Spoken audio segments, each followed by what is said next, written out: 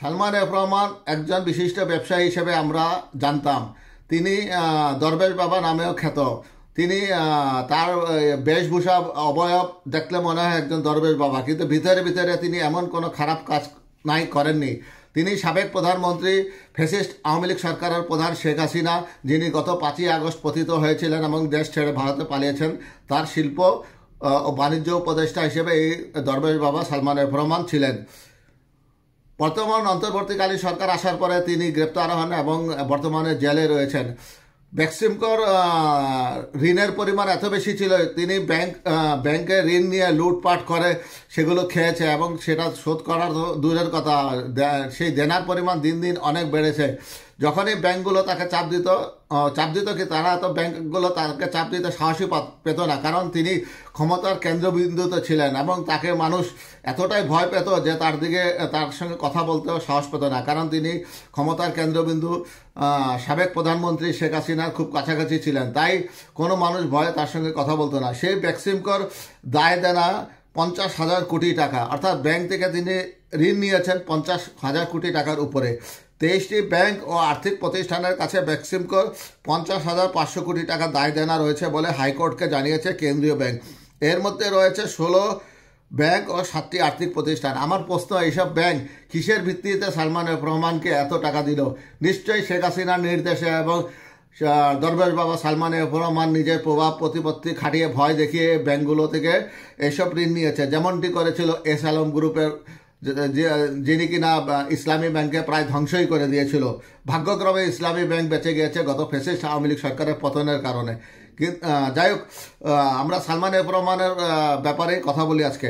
রোববার 15ই ডিসেম্বর হাইকোর্টের একটি বেঞ্চকে প্রতিবেদন দাখিলের মাধ্যমে এ তথ্য জানিয়েছে বাংলাদেশ ব্যাংক। আমরা দেখে নিই বাংলাদেশ ব্যাংক হাইকোর্টকে কি তথ্য জানিয়েছে। হাইকোর্টে বেক্সিমকোর অনিয়ম নিয়ে দাখিল করা প্রতিবেদনে বলা হয়, বেক্সিমকোর 188 কোম্পানির মধ্যে 78 কোম্পানি ঋণ সুবিধা নিয়ে পরিশোধ করেনি, অর্থাৎ ঋণ নিয়েছে কিন্তু ঋণ পরিশোধ করার জন্য তিনি প্রয়োজন বোধ করেননি। তিনি একজন আবার শেয়ার বাজারের একজন অন্যতম চোর। শেয়ার বাজার থেকে হাজার হাজার কোটি টাকা লুটপাট করেছে এই সালমান এফ রহমান এবং তাদের দোসররা। যে সমস্ত ব্যাংকে এইসব ঋণ পরিশোধ করেনি বেক্সিমকো, তার তালিকাও দাখিল করা হয়। এর মধ্যে 16টি ব্যাংক ও 7টি আর্থিক প্রতিষ্ঠানের কাছে 50,500 কোটি টাকা দায় দেনা আছে।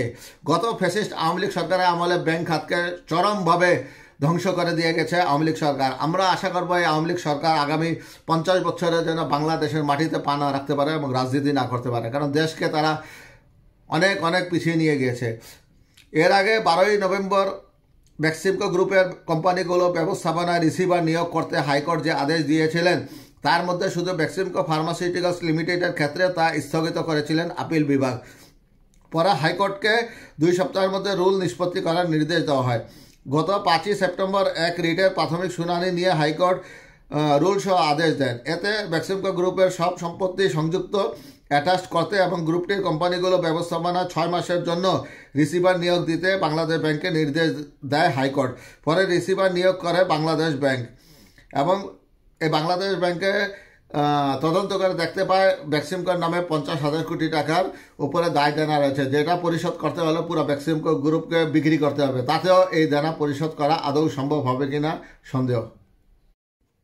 বেক্সিমকোর যে ঋণ বাংলাদেশের বিভিন্ন ব্যাংকে রয়েছে, সেই ঋণ পরিশোধ করার জন্য বেক্সিমকোর 16টি কোম্পানি বিক্রির জন্য সিদ্ধান্ত নিয়েছে বর্তমান অন্তর্বর্তীকালীন সরকার।